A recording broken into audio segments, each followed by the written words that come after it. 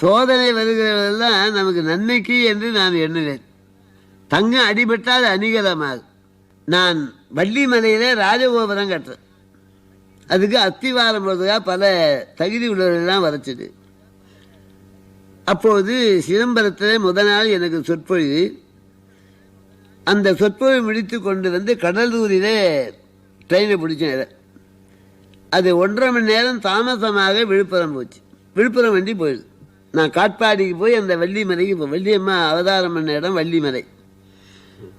ரொம்ப முக்கியமான ஸ்தலம் வள்ளிமலை. எம்பெருமான் திருவடி பலகாலம் தோய்ந்த இடம். அப்போ இந்த வண்டி போகிறதுக்குள்ளாக அந்த வண்டி போயிடுது. எனக்கு சொல்ல முடியாத துன்பம்.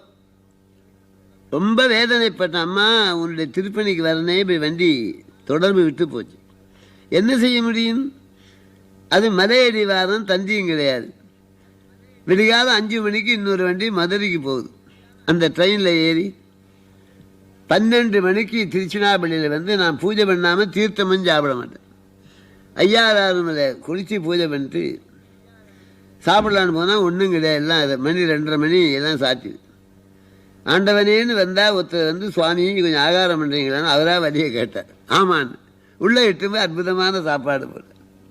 உங்கள் வேறு என்ன? சுப்பிரமணிய ஐயர்.